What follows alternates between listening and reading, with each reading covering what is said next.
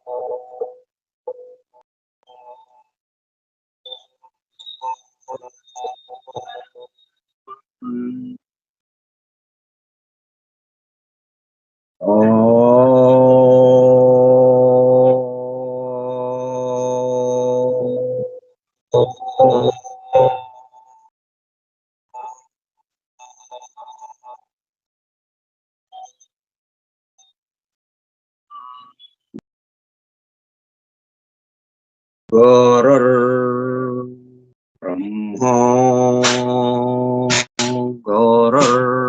విష్ణు గురుర్దేవో మహేశ్వరః గురు సాక్షాత్ పరం బ్రహ్మ తస్మై శ్రీ గురవే నమః.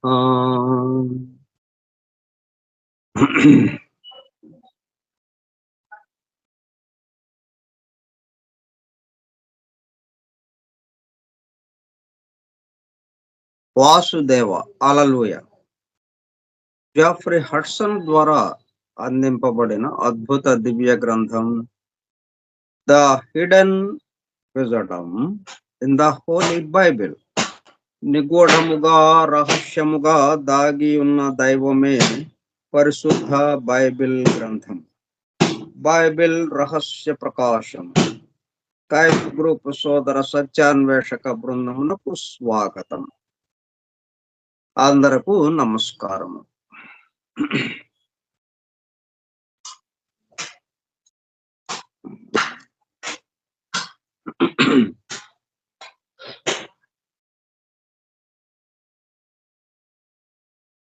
మనమందరము సామాన్యంగా ఏం చేస్తుంటామంటే బాహ్యంగా మనకి పంచేంద్రియాలకి ఏదైతే అందుతూ ఉంటుందో అంతవరకు చూస్తా వింటూ చేస్తూ వెళ్తూ ఉంటాం. అట్లాగా వెళ్తుంటే ఏమవుతుంది, ఆ పైనే ఆ చిట్ట చివరిది ఏదైతే ఉందో ఆ రూపానికి సంబంధించి ఆ స్థూలానికి సంబంధించింది మాత్రమే మనకి అవగతం అవుతూ ఉంటుంది. అది ఏదైనా కానివ్వండి, గ్రంథమైనా అంతే, మనం చుట్టూ ఉన్న మనుషులతోనైనా అంతే, వస్తువులతోనైనా అంతే, ఏదైనా కానీ.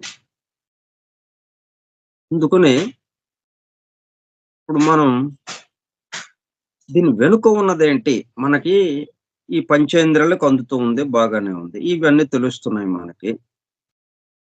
ఇది ఇలాగ నిలబడిందంటే ఏది నిలబెట్టింది, ఎవరు నడుపుతున్నారు దీన్ని, ఏది నడుపుతుంది అన్నట్టుగా మనం కొంచెం దాన్ని వెనక్కి వెళ్ళి చూడాలని మనం ప్రయత్నం చేస్తున్నాం.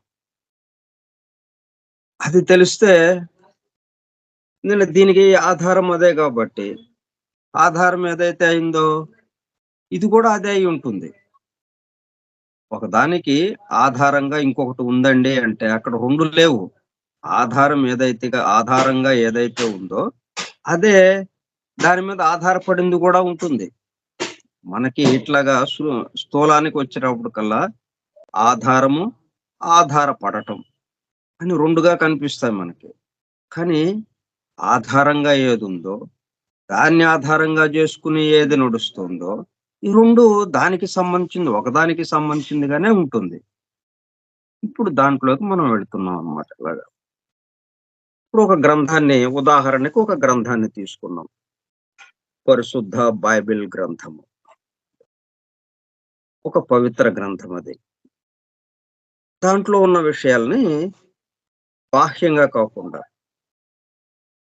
అంతర్లీనంగా, నిగూఢంగా దాని లోపల అంటే ఈ బాహ్యంగా మనకు కనిపిస్తున్న వాక్యాలకి ఆధారం ఏంటి? అట్లా మనం వెళుతున్నాం.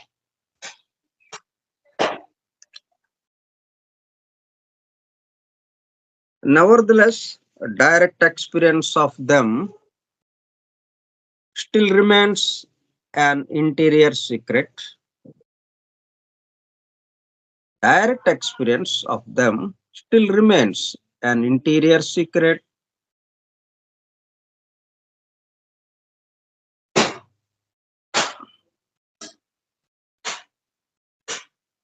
వాటిని నేరుగా మనం అనుభూతి చెందటానికి వీలు లేకుండా ఏముంది? సీక్రెట్ గా ఉన్నట్టుగా ఉంది,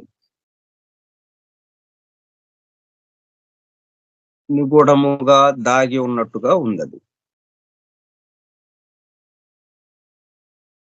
మనము దాన్ని అనుభూతి చెందటానికి లేకుండా సీక్రెట్ గా, రహస్యముగా ఉన్నట్టుగా ఉంది. And ఈసోటరిసిజం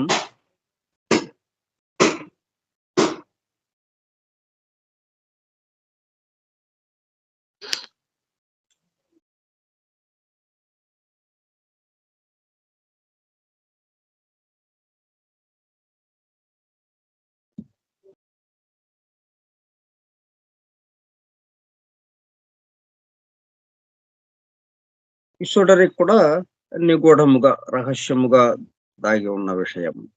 which can be personally realized but never fully conveyed to others. ఎవరికి వాళ్ళు మనం భోంచేసాం, ఏదో ఒక వస్తువు, ఏదో ఒక పదార్థాన్ని మనము తిన్నాము. తిన్నప్పుడు మనకు కలిగినటువంటి ఆ రుచికి సంబంధించిన అనుభూతి మనం ఎట్లా అందజేస్తాం ఇంకొకళ్ళకి? మళ్ళీ అవతల వాళ్ళు దాన్ని తిని ఆ రుచిని వాళ్ళు అనుభవించాల్సిందే గాని ఈ అనుభూతి అన్నది ఒకళ్ళు ఇంకొకళ్ళకి అందించేది కాదు అన్నట్టుగా ఎవరికి వాళ్ళకి ఆ అనుభూతి చెందాలి.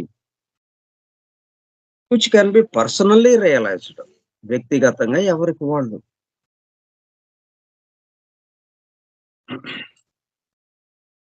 అందుకే ముందు మనం ఆ ఇన్వొకేషన్ లో మనం బెసెంటో ప్రసాదించిన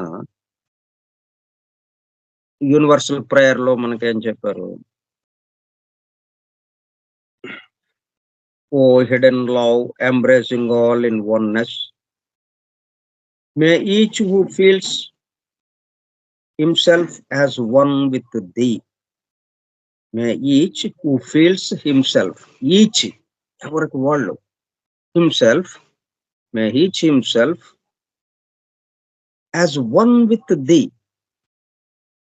ఆ దైవముతో నేను ఏకత్వానిగా ఉన్నాను అని ఎప్పుడైతే అనుభూతి చెందుతాడో, అట్లా అందరూ అదే అనుభూతిలో ఉంటారు కాబట్టి మిగతా వాళ్ళతో కూడా మనం ఆ అనుభూతిని అందగటానికి వీలవుతుంది. Still remains an interior secret and esotericism which can be personally realized but never fully conveyed to others. ఇతరులకి అది అందించడానికి సాధ్యమయ్యే పని కాదు. ఫుల్లీ కన్వేడ్ టు అదర్స్ అంటే ఇట్లా ఉంటుందండి, ఎలా ఉంటుందండి చెప్పగలము కానీ, అంటే ఒక రసగుల్లను, ఒక స్వీటు, ఏదో ఒక స్వీట్ తింటే ఎలాగుంటుంది, లేకపోతే ఒక ఆహార పదార్థాన్ని తింటే ఎలాగ ఉంటుంది, ఆ రుచిని వివరించడానికి చేయగలం. నాకు అనిపించినది ఏదైతే ఉందో అది వివరించగలుగుతాం, దాన్ని అనుభవింపజేయలేం. ఈ వివరించిన దాని మీదట మళ్ళీ వాళ్ళు ఆ స్వీట్ని తిన్నప్పుడు అంటే మనం మామూలుగా ఏంటి తినేస్తాం అంతే, వెళ్ళిపోతాం.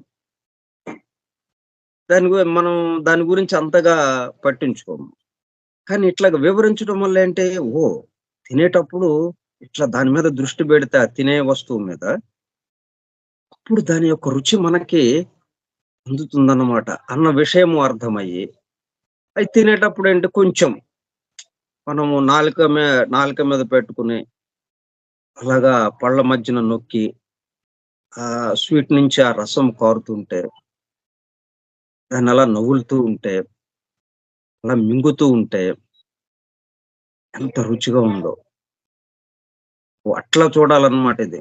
మనం అంతకుముందు ఏం చేసాం, స్వీట్ ఇచ్చారెవరో, గబుక్కన నోట్లో పెట్టుకున్నాం, నమిలేసాం, మింగేసాం. అయిపోయింది. మామూలుగా బాగుందండి అని అంటాం మొహమాటానికి. కానీ ఇట్లాగా ప్రతి నాలుక మీద పెట్టుకున్న క్షణం నుంచి జరుగుతున్న మార్పులు అవి గమనించలేదు మనం. ఇప్పుడు ఈ వివరించడం వల్ల, ఈ వివరణ విన్నందువల్ల అది గమనించడానికి ప్రయత్నం చేస్తాం. గమనించేటప్పటికల్లా అనుభూతిలోకి వెళ్తాం. అందులో ఇక్కడ మనం ఏమి కన్వే చేయగలుగుతాం? వివరణని కన్వే ఇదిగో ఇలాగా ఉందిది అని కన్వే చేయగలుగుతాం. అప్పుడు అనుభూతి చెందటం ఎవరికి వాళ్ళకి ఆ రుచిని అనుభూతి చెందాల్సిన అవసరం ఉంది. Personally realised but never fully conveyed to others. The way to such knowledge, ఆ విజ్ఞానానికి మార్గం ఏంటి? ఈజ్ ఆల్సో బోత్, ఆ విజ్ఞానానికి వెళ్ళే మార్గం ఎట్లాగా ఉంది? Both revealed and concealed. బయటికి పెట్టినట్టు ఉంది, మళ్ళీ దాచేసినట్టుగా కూడా ఉంది. బయటికి వెల్లడి చేస్తున్నట్టుగాను ఉంది, బయట కనబడేటట్టుగా చేసినట్టు ఉంది. రివీల్డ్, వెల్లడి చేసినట్టు ఉంది. అండ్ కన్సీల్డ్, అదే సమయంలో మళ్ళీ దాన్ని దాచేసినట్టుగా కూడా ఉందన్నమాట. అంటే అందనట్టుగా మనకి అందిస్తున్నారు. ఈ నాలెడ్జ్ అంతా కూడా, ఈ విజ్ఞానం మొత్తం కూడా ఎట్లాగా అందిస్తున్నారు మనకి? అందించినట్టు ఉంటుంది, మళ్ళీ దాచేసినట్టు ఉంటూ ఉండదు. పూర్తిగా మనకి అందివ్వకుండా. Revealed and concealed in the scriptures. ఎక్కడ? పవిత్ర గ్రంథాల్లో, పురాణాల్లో, అన్ని జాతులకి సంబంధించిన పురాణాలు ఎన్నో ఉన్నాయి. అనేక రకాల పురాణాలు. ఆ పురాణాల్లో అట్లాగే పవిత్ర గ్రంథాల్లో అవి దాయబడి ఉన్నది, వెల్లడి చేసినట్టు ఉంది. ఎలా వెల్లడి చేశారు? సంకేతాత్మకంగా, ఎలగోరికల్‌గా, పొడుపు కథల్లాగా, రూపకాలంకారంతో, దృష్టాంతంగా, ఉపమాన రీతిలో మనకి అవి వెల్లడి చేసినట్టుగా ఉంది. అందువల్ల అది చూడంగానే ఏంటి, మొత్తం చెప్పేసాం గదండీ! ఇంకేముంది అంటారు. కానీ అక్కడ చూస్తే ఏమీ లేదసలు. అంటే పూర్తి రహస్యముగా, పూర్తిగా దాయబడి ఉందది. రహస్యముగా దాయబడి ఉంది. దాంట్లోనే మళ్ళీ. వేరే ఎక్కడో దాయలేదు. అదొకటి మనకి అది అర్థం జేసుకోవాలి. ఈ దాయటం అన్నది వేరే ఎక్కడో దాచేశారండి. కాబట్టి ఆ దాచినోడిని పట్టుకొని అది తీవయ్యా బాబు అని మనం వాడిని బతిమలాడటం అనేది కాకుండా, ఇక్కడ ఎదురుగానే ఉంది. కన్సీల్డ్, దాయబడి ఉంది. కానీ ఎక్కడుంది? ఎదురుగానే. కొంత రివీల్డ్, కొంత వెల్లడి చేయబడి గూడా ఉంది. పూర్తిగా మూసేయలేదు. పూర్తిగా మూయకుండా కొంచెం, కొద్దిగా ఆ మూసివేసిన దాన్ని కొంచెం విప్పదీసి, కొద్దిగా వెల్లడి చేస్తూ ఉన్నారు. అటు వెల్లడి చేసినట్టుగాను ఉంటుంది. కానీ వెల్లడి చేశారు గదా అని చూద్దామంటే ఏమీ అర్థం కానట్టుగాను ఉంది. అంటే దాచేసినట్టుగానే ఉంది. ఆ పద్ధతిలో మనకెక్కడిచ్చారు? మన ఎదురుగా ఉన్నటువంటి అన్నీ అట్లాగే ఉన్నాయి. ఈ ఒక పవిత్ర గ్రంథమనే గాదు, స్క్రిప్చర్స్, మైథాలజీస్, పురాణాలే గాదు, పురాణ గ్రంథాలే గాదు, పవిత్ర గ్రంథాలే కాదు, ఏన్ని పట్టుకున్నా గాని, ఒక వస్తువుని పట్టుకున్నా, ఒక మనిషిని మనలాంటి మనకు ఎదురుగా ఉన్న మనిషిని పట్టుకున్నా, మనలకి మనం ఎక్కడ దాక్కుపోయేందుకు, మనకి మరి మొత్తం తెలుస్తున్నామా? అట్లా ఒక వస్తువులు, మన ఇంట్లో ఉన్న అనేక రకాల వస్తువులున్నాయి. ఈ లోకం మొత్తం చూస్తే ఎన్ని రకాలుగా ఉన్నాయో. అణువణువు ఏదో ఒక రకంతో ఉంది. చోటు చూద్దామా అది ఖాళీగా ఉన్నట్టుంది. ఇట్లాగా కనిపిస్తూనే ఉంది. అసలుది కనపట్లేదు. అట్లా revealed and concealed in the scriptures and mythologies of mankind. మానవాళికి అందింపబడినటువంటి ఈ పవిత్ర గ్రంథాల్లో, ఈ పురాణ గ్రంథాల్లో అన్ని జాతులకి సంబంధించిన వాటిల్లో అందింపబడింది, వెల్లడి చేయబడింది. కానీ అట్లాగా వెల్లడి చేయబడింది కదా అని పుస్తకం తెరిచి చదవటం మొదలు పెడితే బాహ్యంగానే అందుతూ ఉంది. అవుట్వర్డ్ అపియరెన్సే మనకు అందుతూ ఉంది. ఆ పైన విషయమే అందుతూ ఉంది. ఆ రూపం వరకే మనకు అందుతూ ఉంది. దాని అసలు వాస్తవమైన యథార్థమైన రూపం మనకి కనపడలేదు. యథార్థమైనది, మొత్తానికి ఆధారమైనది దాంట్లోనే ఉంది. అది ఉండబట్టే ఇక్కడ ఇవన్నీ ఉన్నాయి. కానీ అది కనపడలేదు. దిస్ నారో వే అంటే రివీల్డ్, కన్సీల్డ్, ఈ రెండిటి మధ్యన నారో వే, చాలా ఇరుకైన మార్గం, చాలా ఇరుకైన మార్గం. ఒకళ్ళు వెళ్ళటానికి కూడా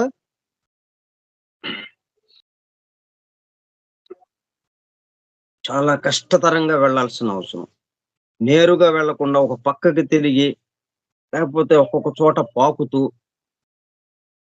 అట్లాగా వెళ్లాల్సిన దారి అది. కఠినమైన శిలలతో కూడి చాలా చాలా ఇరుకైన త్రోవ అది. narrow way, this narrow way has from the earliest period of man's occupation of the earth been followed by a small number of spiritually awakened human beings. మరి ఎంతకాలం నుంచో ఉన్నాయి ఇవి. అయితే వాటినేమి వదిలిపెట్టలేదు కొంతమంది. ఆ కష్టతరమైన ఇరుకు త్రోవ గుండా చాలా జాగ్రత్తగా ఆ మార్గంలోనే వెళ్ళి ఆ దాంట్లో ఉన్నటువంటి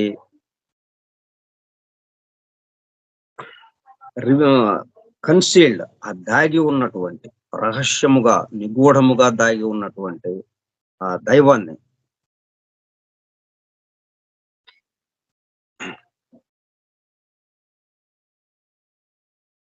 ఆ దైవానుభూతిని అందుకున్నారు కొంతమంది. From the earliest period of man's occupation, ఈ మానవుడు ఆవిర్భవించిన దగ్గర నుంచి. అంటే మొదట్లోనే మానవుడు ఆవిర్భవించలేదు. చాలా చాలా మార్పులు జరిగిన తర్వాత 2 రకాల జీవ ప్రసారాలు బయలుదేరి వాటి పని పూర్తయిన తర్వాత అప్పుడు మానవుడు ఆవిర్భవించాడు. ఈ బ్రహ్మాండోత్పత్తి జరిగిన తర్వాత ఈ బ్రహ్మాండము పరిణామము చెందుతూ ఉండగా, చాలా పరిణామము చెందిన తర్వాత, చాలా కాలము తర్వాత అప్పుడు మానవుడి యొక్క ఉత్పత్తి ప్రారంభమైంది. యాంథ్రోపోజెనసిస్ అని అది 2వ భాగంలో మనకి ఇచ్చారు సీక్రెట్ డాక్టర్లో. అట్లా వాళ్ళు ఆ మానవుడు వచ్చిన దగ్గర నుంచి, మానవుడుగా ఈ భూమి మీద కాలు పెట్టి ఈ మానవ సమూహము తిరుగుతున్న దగ్గర నుంచి, man's occupation of the earth, ఈ భూమండలం మీద మానవుడు ఆవిర్భవించి తిరగటం మొదలు పెట్టిన తర్వాత వాళ్ళతో పాటే వచ్చినాయి. ఇవన్నీ కూడా సిద్ధంగానే ఉన్నాయి. అంటే been followed by a small number of spiritually awakened human beings. వీటిని అర్థం చేసుకుని, వాటిని అనుసరిస్తూ, వాటిని అధ్యయనం చేస్తూ, పఠిస్తూ, అధ్యయనం చేస్తూ, అవగాహన చేసుకుంటూ ఆత్మదర్శనం పొందారు చాలా చాలా కొద్ది మంది మాత్రం.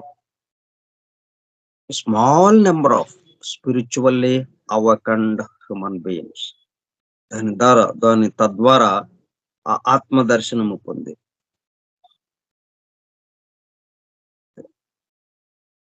పొందిన వాళ్ళు చాలా తక్కువ మంది ఉన్నారు.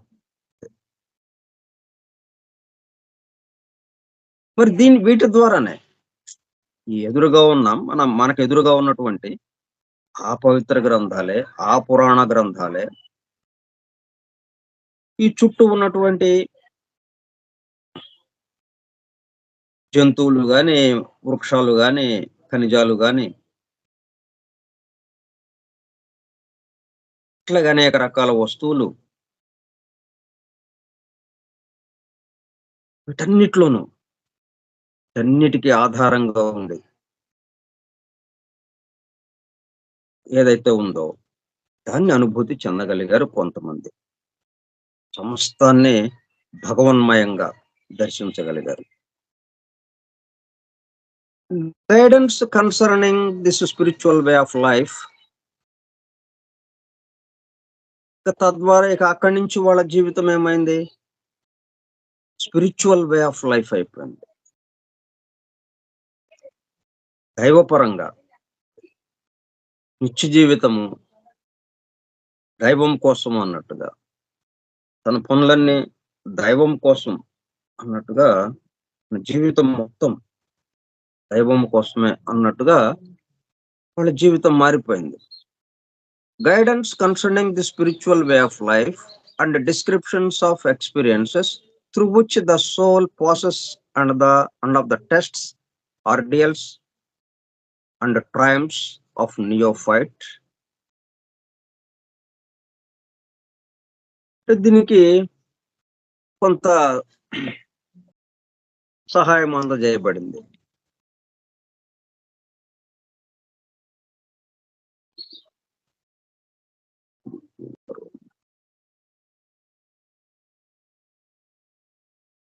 మార్గనిర్దేశనం,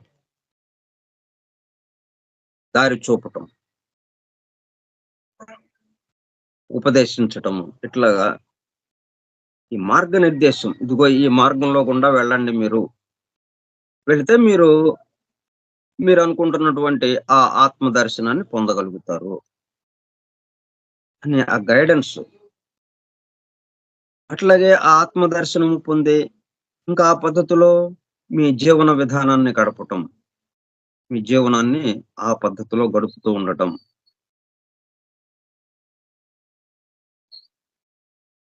అట్లాగే description of experiences through which the soul passes and of the tests. ఈ క్రమంలో మనం అంటే ఇప్పుడు చాలా తేలికైన మార్గంగా ఒకటి చెప్పుకున్నాం. ఇంతవరకు మనకేంటంటే దీనికి ఒక ధ్యానం చేయటం, తర్వాత కఠోరమైనటువంటి దీక్షలు, కఠోర శ్రమతో కూడినటువంటి తపస్సులు, ఈ శరీరాన్ని కఠినమైనటువంటి పరీక్షలకు గురి చేయటం, దేహాన్ని అత్యంత చలిలో చల్లటి నీళ్లతో స్నానం చేయటం. మరి అయ్యప్ప దీక్ష చూడండి, ఎంత దేహాన్ని ఎంతగా కుసింపజేయటం, దేహాన్ని ఎంతగా టెస్ట్కి గురి చేయడం, పరీక్షలకు గురి చేస్తున్నట్టు అన్నట్టుగా. చల్లటి నీళ్లతో స్నానం తెల్లవారుజామున, ఒక పక్కన చలి, అట్లాగే పాదరక్షలు లేకుండా నడవటం, ఇట్లా రకరకాలైనటువంటి ఈ దేహానికి అనేక రకాల బాధలకు గురి చేయటం. ఆ విధంగా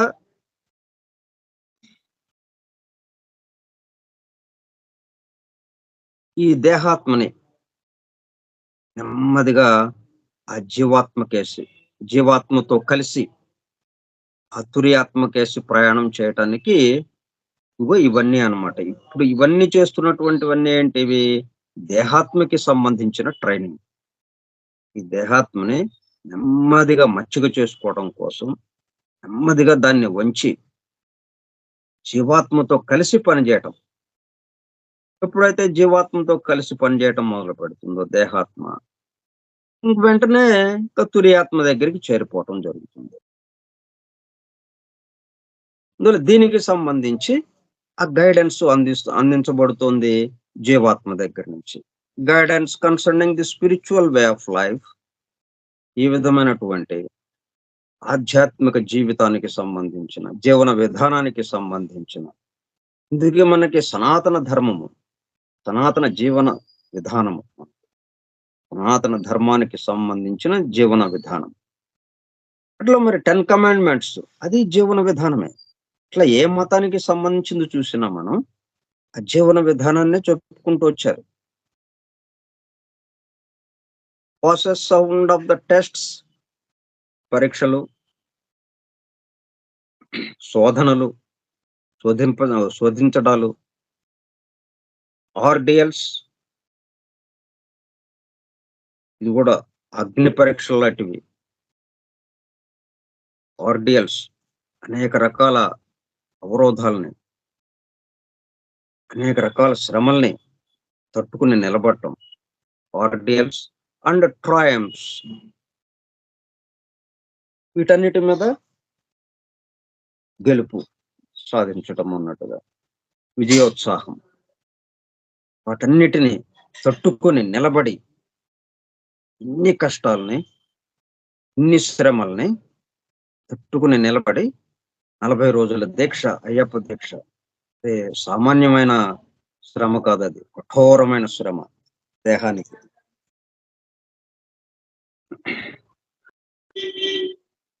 ఈ 40 రోజులది తట్టుకొని ఆ 18 మెట్లు ఎక్కి, ఆ 18 మెట్లు ఎక్కాలంటే ప్రాథమికంగా ఇతను ఎట్లాగా సిద్ధపడి ఉండాలి, దేహాన్ని ఇట్లాగా ఈ పరీక్షలకి గురి చేయాలి. వీటన్నిటితోనూ కఠిన పరీక్షలకి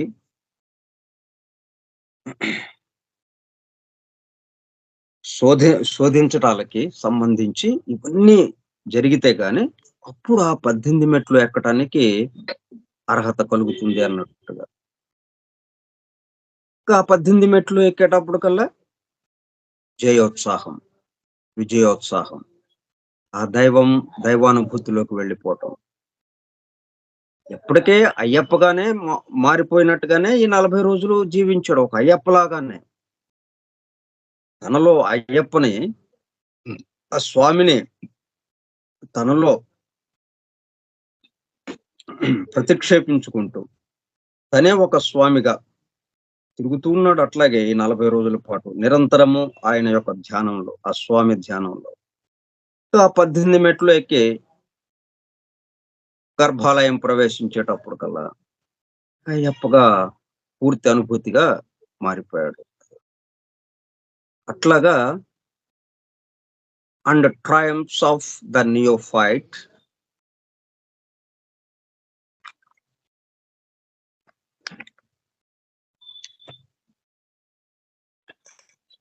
నియోఫైట్ అంటే కొత్తవాడు, ఆరంభ దశలో ఉన్నవాడు అని నియోఫైట్ అంటాం వాళ్ళని. ఇంకప్పుడే వీటన్నిటిని దాటి ఇప్పుడు లోపలికి అడుగు పెట్టాడు, జస్ట్ అప్పుడే అన్నట్టుగా. ఇప్పుడే లోపలికి అడుగు పెట్టాడు, ఆ అనుభూతిలోకి, ఆత్మదర్శనంలోకి వచ్చాడు. వాడిని నియోఫైట్ అంటాం. ఎలాగా రాగలిగాడు? వేటి తర్వాత విజయాన్ని సాధించాడు అతను, ఆ ఆత్మదర్శనాన్ని పొందగలిగాడు. through which the soul passes some of the tests. Soul అంటే ఇక్కడ మనము దేహాత్మగా చెప్పుకోవటం.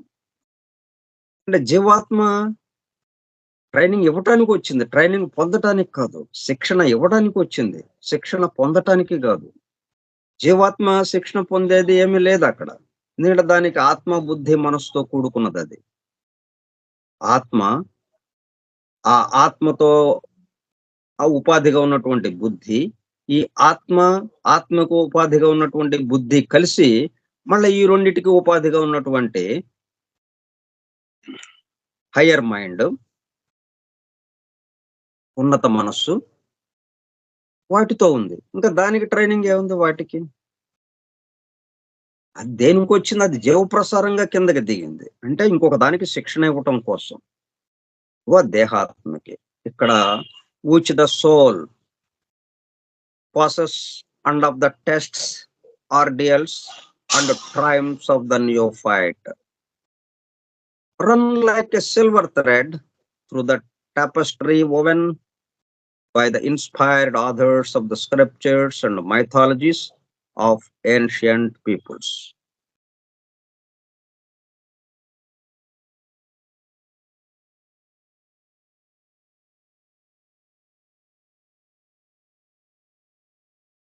ఈ నియోఫైట్ కి ఈ విజయం సాధించడానికి ఈ నియోఫైట్ విజయం సాధించాడు అంటే ఇన్నిటిని దాటి ఆ అత్యంత ఇరుకైన త్రోవలో నడుస్తూ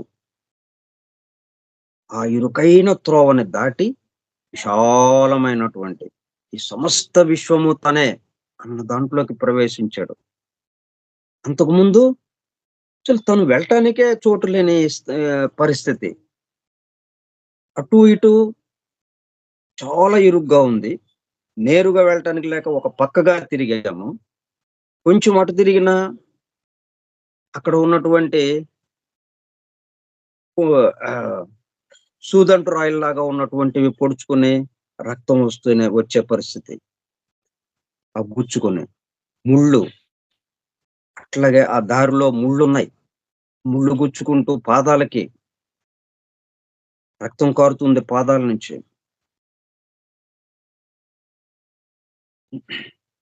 ఒక పక్కన నడిచేటప్పుడు ఈ పక్కకి తిరిగితే ఒక పక్కన అంధకారం, దారి తెన్ను తెలియటం లేదు.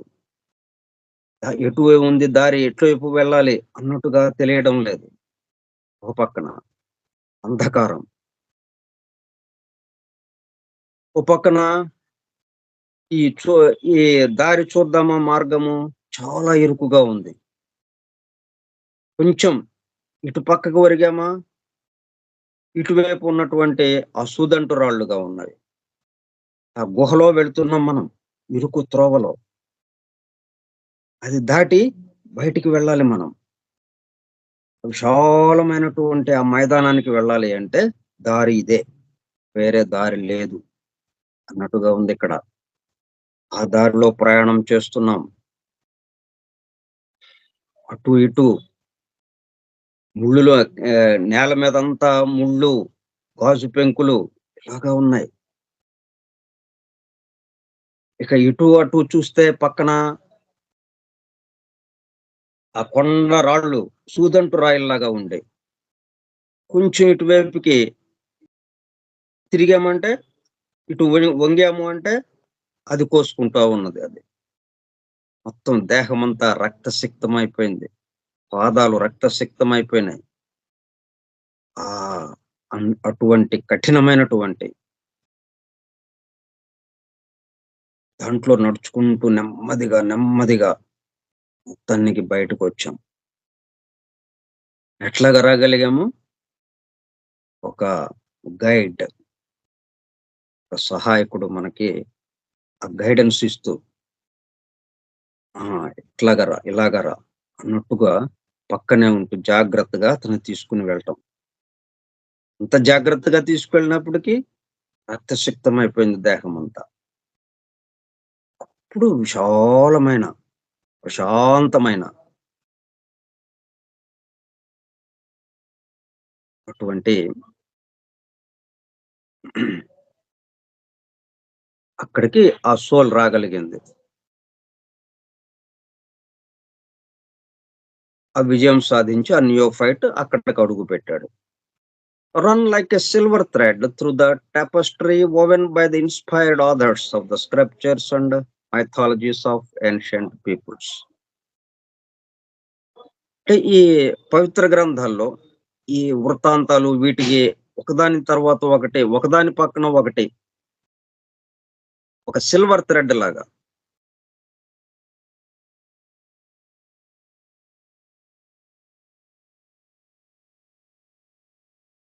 ఒక అల్లిక పనిలాగా మనకి ఒక కంటిన్యూటీగా ఇవన్నీ through the tapestry woven by the run like a silver thread. అంటే ఎట్లాగా వెళ్ళాడు? ఎక్కడ మనకి ఆగిపోవటాలు లేకుండా కంటిన్యూటీగా మధ్యలో మనకి ఎక్కడ కూడా అవరోధాలవి లేకుండా జాగ్రత్తగా తీసుకెళ్ళేటట్టుగా అట్లాగా అల్లారు ఈ పవిత్ర గ్రంథాల్లో. ఆ మార్గాన్ని, ఆ చూపించే మార్గం ఇలాగా ఉంటుందని చెప్పి పవిత్ర గ్రంథాల్లో గాని, పురాణ కథల్లో కానీ అట్లా చక్కగా అల్లి ఉంచారు. సిల్వర్ థ్రెడ్‌ని, కంటిన్యూగా ఉండే థ్రెడ్‌ని నేత పనితో అల్లినట్టుగా టేపెస్ట్రీ, అంటే నేత పని నేయటం అన్నమాట. టేపెస్ట్రీ, అల్లిక పని. ఇట్లా నేత పని చేసినట్టుగా ఒక సిల్వర్ థ్రెడ్ దాని ఆధారంగా. అందుకే మనము ఉపనయనం అప్పుడు ఏం చేస్తాము? యజ్ఞోపవీతం వేస్తాం. అదే silver thread.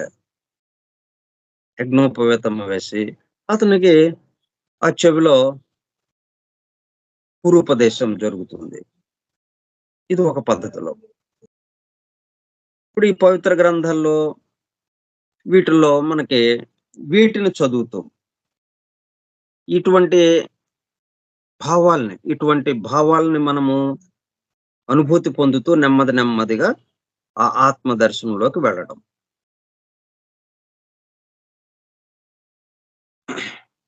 Scriptures and mythologies of ancient peoples. ఈ ప్రాచీన కాలానికి సంబంధించినటువంటి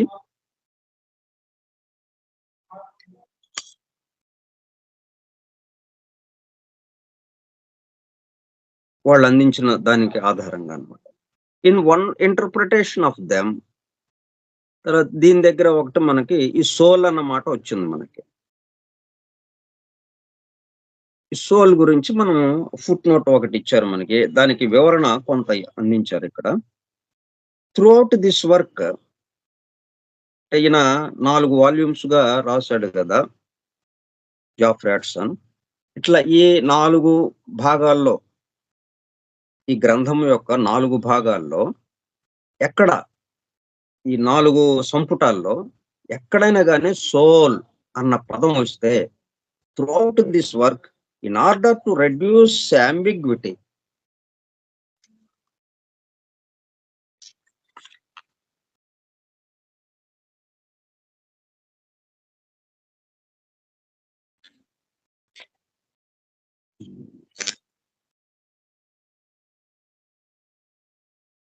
అంబిగ్విటీ అంటే సందేహం, ఒక అస్పష్టంగా ఉండడం.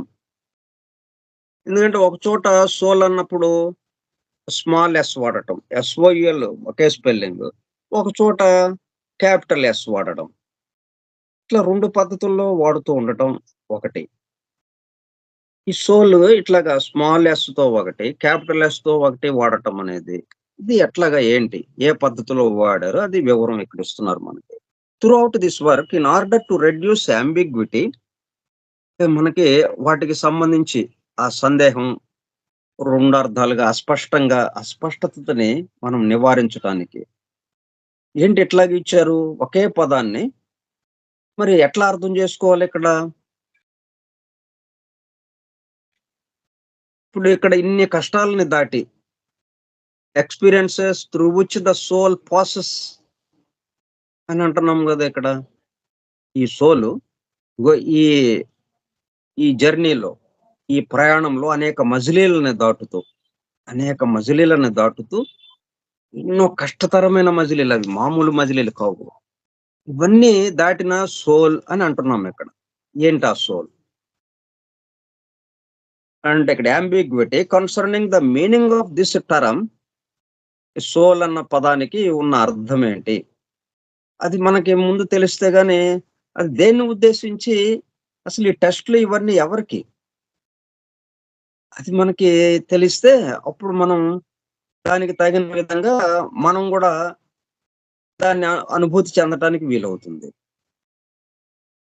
సో, ఆ అస్పష్టతని నివారించడానికి, ఆ అస్పష్టతని తొలగించటానికి meaning of this term to a minimum, దీని దీని అర్థం ఏంటంటే A capital initial is used when the unfolding immortal spiritual principle of man is meant.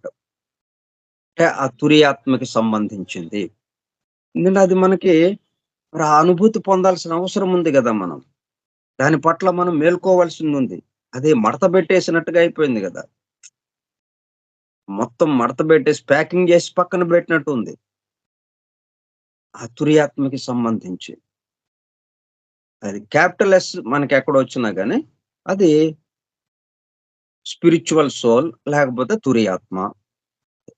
The term ego is also used to denote this center of the sense of individuality in man.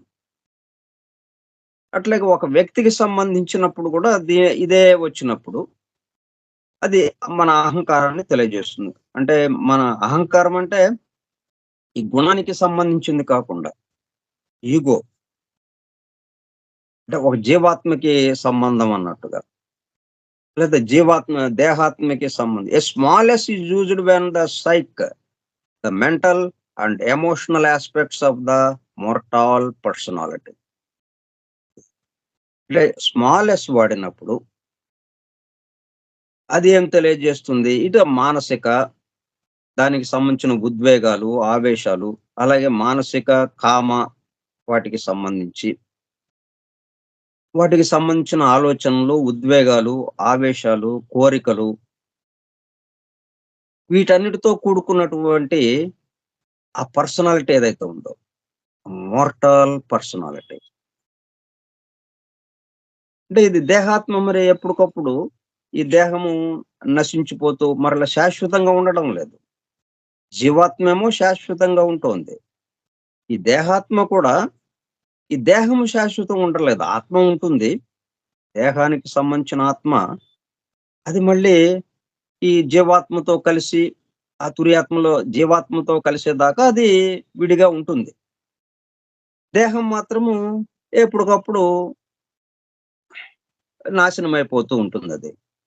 శిథిలమైపోతూ ఉంటుంది. క్షయమైపోతూ ఉంటుంది. మళ్ళీ కొత్త దేహం తీసుకోవటం జరుగుతూ ఉంటుంది. కొత్త దేహం తీసుకున్నా గాని మరలా అంతకుముందున్న అణువులతో కూడుకున్నదే అది. ఎందుకంటే దేహము పరిపూర్ణం కావాల్సిన అవసరం ఉంది ఇక్కడ. దేహం పరిపూర్ణమైతే గాని దేహాణువులన్నీ పరిపూర్ణమైనప్పుడు మాత్రమే దేహాత్మ జీవాత్మతో కలియగలుగుతుంది. ఒక్కటిగా అవుతుంది. దేహాత్మ, జీవాత్మ ఒక్కటవుతాయి పరిపూర్ణంగా మారినప్పుడు. వెంటనే తురియాత్మగా మారిపోతాయి. కాబట్టి ఈ స్మాల్ ఎస్ ఉన్నప్పుడు ఏంటంటే దేహాత్మకి సంబంధించింది. బిగ్ ఎస్ ఉన్నప్పుడు, క్యాపిటల్ ఎస్ ఉన్నప్పుడు అది తురియాత్మకి సంబంధించింది.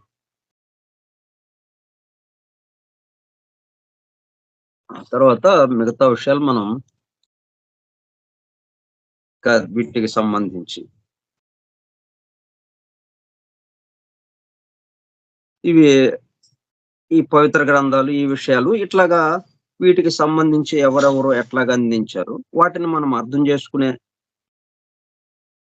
ఎట్లాగా అర్థం చేసుకోవాలి ఈ విషయాలకు సంబంధించి మనం రేపు ఇంకొన్ని విషయాలు తెలుసుకుందాం. స్వస్తి ప్రజాభ్యః పరిపాలయంతాం న్యాయేణ మార్గేణ మహీం మహిషాః గోబ్రాహ్మణేభ్యః శుభమస్తు నిత్యం. లోకాః సమస్తాః సుఖినో భవంతు. లోకాః సమస్తాః సుఖినో భవంతు. లోకాః సమస్తాః సుఖినో భవంతు. ఓం శాంతి శాంతి శాంతిః. ఓపికగా ఉన్నటువంటి సోదర సత్యాన్వేషక బృందమునకు ధన్యవాదములు. Thank you all. Vasudeva. Hallelujah.